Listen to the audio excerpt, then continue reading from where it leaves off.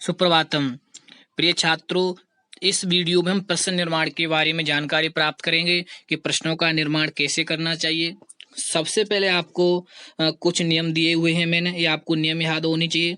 इसमें आपके लिए सबसे पहला नियम है ये, किम शब्द रूप आपको याद होना चाहिए। दोस्तों, किम शब्द रूप आपको पुल्लिंग में, स्त्रीलिंग में और आपको नपुंसक लिंग में याद होना चाहिए। अगर आपको ये याद नहीं है तो आप प्रश्न निर्माण नहीं कर सकते। ध्यान देना, किम शब्द रूप मैंने दोस्तों नीचे डिस्क्रिप्शन लिंक में एक लिंक दे रखी है, उस लिंक से आप वीडियो देख सकते हैं और किम शब्द रूपों को याद कर सकते हैं। इसमें दूसरा नियम है कि जिस शब्द का हमें प्रश्न निर्माण बनाना होता है वह शब्द वाक्य में रेखांकित होता है, रेखा से उसे अंकित किया जाता है, जिससे आप पहचान सकते हैं कि इसकी जगह हमें प्रश्न बनाना है। इसका तीसरा नियम है दोस्तों कि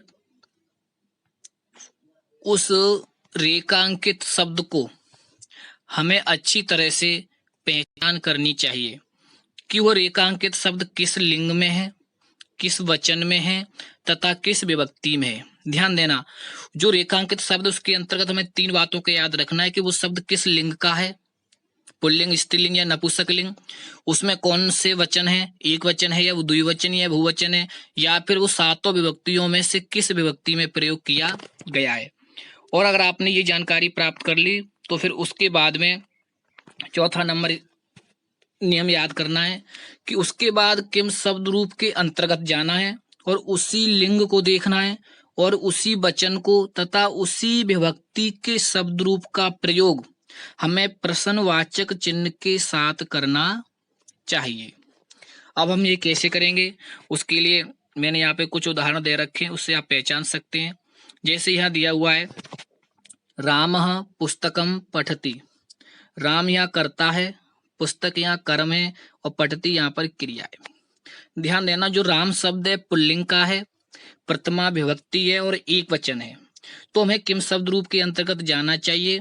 पुल्लिंग शब्द और प्रथमा व्यक्ति एक वचन में क्या बनता है, कह। रामः पुस्तकम पठति, राम पुस्तक पढ़ता है, और प्रश्न बनाते समय राम की जगह क्या प्रयोग करेंगे, कह। कह पुस्तकम पठति, कौन पुस्तक पढ़ता है, तो ये आएगा रामः पुस्तकम पठति और प्रश्नवाचक चिन्ह आपको जरूर प्रयोग करना है। हो सकता है दोस्तों यहाँ पर राम शब्द रेखांकित न दे करके पुस्तक शब्द रेखांकित दे दिया, मान लीजिए उसने पुस्तक शब्द को रेखांकित कर दिया, तो यहाँ पर हम क्या प्रयोग करेंगे, किम, क्योंकि पुस्तक शब्द कैसा है, नपुंसक लिंग, द्वितीय विभक्ति एक वचन, और हमें नपुंसक लिंग में किम शब्द द्वितीय विभक्ति एक वचन बनता है, तो हम यहाँ पे पुस्तक की जगह क्या कर सकते हैं, किम। हम दूसरा उदाहरण देखते हैं, सीता स्वहस्तेन लेखम लिखती। सीता अपने हाथों के द्वारा लेख लिखती है। स्वहस्तेन ये पुल्लिंग शब्द है और तृतीय व्यक्ति एक वचन में प्रयोग किया गया है, तो पुल्लिंग में तृतीय व्यक्ति एक वचन में क्या बनता है, केन। यानी इस शब्द को पहचान करना, इस शब्द में कौन सी व्यक्ति है, कौन सा लिंग है, कौन सा वचन है, और उसी प्रकार हमें प्रश्न निर्माण में जाना है और वही लिंग, वही विभक्ति और उसी वचन का प्रयोग करना है। सीता स्वस्तेन लेखम लिखती, सीता केन लेखम लिखती, यानी सीता अपने हाथों के द्वारा लेख लिखती है, और प्रश्न बनता है सीता किसके द्वारा लेख लिखती है। प्रश्नवाचक चिन्ह पर आपको जरूर ध्यान देना है।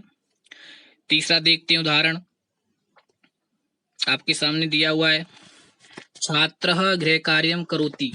यहाँ गृह कार्य शब्द को रेखांकित किया गया है, तो गृह कार्य शब्द नपुंसक लिंग एक वचन में प्रयोग किया गया है, तो किम शब्द के अंतर्गत नपुंसक लिंग एक वचन में क्या बनेगा, किम। छात्र गृह कार्य करता है, प्रश्न बनता है छात्र किम करोति, छात्र क्या करता है, बोले छात्रः गृह कार्यम करोति। अगर यहाँ पर छात्र रेखांकित होता तो कह आता। इस तरह आप इनका बार बार अभ्यास करेंगे तो आपका ये प्रकरण बहुत ही मजबूत होगा। नंबर 4, मालाकार पुष्पाणि चिनोति। जो मालाकार है, जो मालीय पुष्पों को इकट्ठा करता है, तो प्रश्न कैसे बनेगा, ये पुष्पाणि शब्द को रेखांकित किया गया है और पुष्पाणि शब्द नपुंसक लिंग है और ये द्वितीय विभक्ति बहुवचन में प्रयोग किया गया है, तो हमें दोस्तों किम शब्द रूप के अंतर्गत द्वितीय विभक्ति एक वचन में जाना है, तो वहाँ क्या बनता है, सॉरी बहुवचन में जाना है, तो क्या बनता है, कानी। पुष्प शब्द द्वितीय व्यक्ति बहुवचन का है तो किम शब्द रूप के अंतर्गत भी द्वितीय व्यक्ति बहुवचन में क्या बनेगा? कानी। मालाकार पुष्पाणि चिनोति, मालाकार पुष्पों को चुनता है। प्रश्न बनता है मालाकार कानी चुनौती, मालाकार किनको चुनता है? इसके बाद मैंने कुछ उदाहरण दिए, आप इनको देख सकते हैं। जैसे यहाँ दे रखा है निरपते पश्य, षष्ठी व्यक्ति एक वचन पुल्लिंग, तो षष्ठी व्यक्ति एक वचन पुल्लिंग में क्या बनेगा? कस्य। अगर ये द्विवचन का है नृपदेवयुः तो कस्य की जगह कयुः आएगा। इस तरह देखना होता है। पुत्र जयदेवः, यह आएगा कह।